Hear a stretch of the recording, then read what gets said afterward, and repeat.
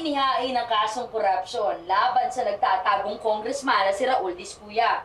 Lumalabas na hindi lang pala 2 bilyon ang nakamkam ng dating party list representative. Wow! 2 billion lang pala ang meron kami. Mas malaki pa nga! How do you... Thank you, Ate Bebang. Happy na tayo mo yung TV. Ha? Ayoko na kasi talaga mapanood lahat ng katoksikan about my dad. Ano pinatay? Wala akong pinapatay na sinasabi mo. Eh, sino nagpatay? Ay, hindi ako. Sino ba? Eh, sino? Ay! What's happening?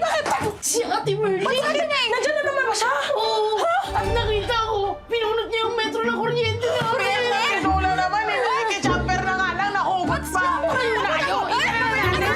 What's happening? What's going on? Wala tayo dito. Sandali lang.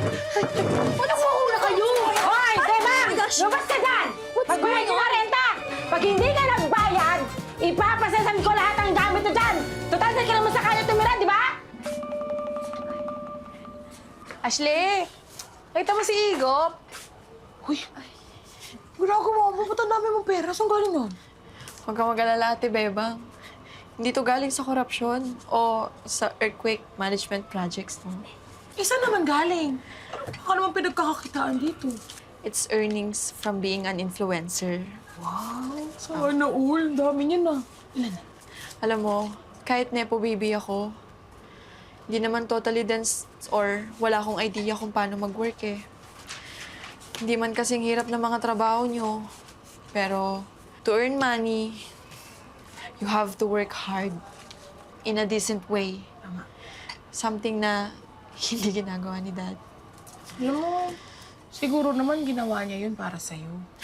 Ew, ako pa pala talaga ang naging dahilan why we had those evil things. Gusto ko nalang magpakain sa lupa eh. Pero, alam mo, nakakatuwa ka. Ang laki na talaga ng character development. Ganyan talaga. Anyway, itong pera, bayaran ng dapat bayaran. Buo yan. Sigurado ka? Yes. Talaga, ah. Yeah. Hindi ko mababalik to. Hindi, okay lang. Thank you, ah. Basta, yung iba dito, tipirin natin. Titipirin. Ano yun? Di mo alam?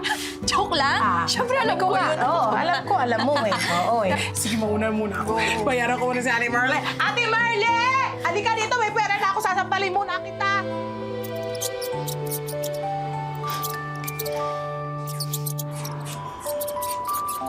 Wow! Galing! Wow! Galing mo na magkusot, ha?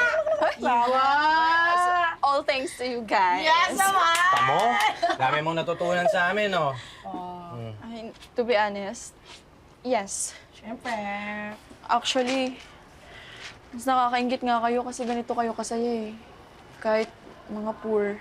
Pero, Sabi naman yung poor. hindi naman excuse yung resilience para baliwalain yung mga dinanas niyong paghihirap eh. Lalo na sa daddy ko. Dati, lagi kong sinasabi na, wake me up. Pero ngayon, nagising na ako sa katotohanan. Oh, saan ka punta? Saan ka punta, te? Hindi ka pa tapos, oh. Kapitbahay, Sino ka usap? I just want to say sorry in behalf of all the evil politicians sa bansang ito. And I, as a Nepo baby, would like to apologize for everything. Hindi niyo deserve to. Deserve niyo ng good and honest governance. Tama. Balang araw, I pray that this nation will be free from corruption and malversation of funds. Yun! That we can be resilient and poor anymore. Mabangon tayong lahat! Ang galing mo! Amin niyo naman ako! Ang dami mo naman! Hindi ko naintindihan yung kalahati nun kasi English, pero ang galing-galing ako! Hindi ako may... Oo, ang dami ko na naman nanalo, eh! Ay, sorry. Sino pa tong mga to? Sorry. Wait, Hilok Pamilya? Oo nga.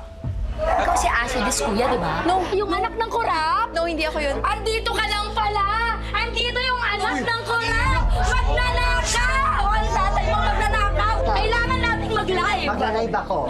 No, stop it. Hello guys! Ito na pala ang Nepo Babies na ang tatay may dalang mali-maletang pera. Kamusta? Naubos na ba ang pera ng tatay mo at nandirito ka? Huwag kayong mag-live. O naghihirap ka na? Guys, kinakarma na sila! Yes! Kinakarma na! Ano nangyayari dito? Anong ginagawa niyo? Bakit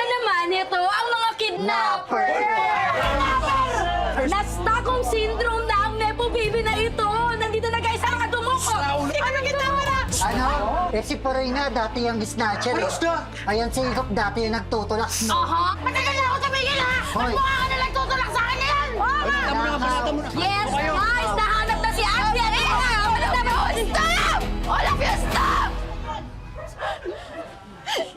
Kung may dapat man makulong, yun na yung daddy ko. Si Congressman Raul Discuya na nagpakasasa sa pera ng bayan. Sina Ate Bebang, si Poroy at si Igop. Kahit na mahirap lang sila, mas marangal pa sila kaysa sa mga nasa poder. Hindi nila kailangan magkamal ng mga pera ng taong bayan para lang mabuhay. Ang lumalaban ng patas, yun ang ginagawa nila araw-araw. Pero hindi ko maintindihan kung bakit patuloy silang nagdadanas ng hirap. Hindi katulad ko, ng daddy ko at ng mga kurap, nagpapakasasa. Ashley, tama na. Tama na, Ashley. Tara na. No, no, no, no. Ang gagawin mo? Dad, I hope you're watching. Dad, sumuko ka na. Dad, harapin mo lahat ng to. I'd rather us na nag-uulam lang ng labong kesa ganito. Nagtatago at nagnanakaw. Mas kung gustuin ko na lang maging mahirap kesa maging magnanakaw, Dad. Saka na ako maging mahirap.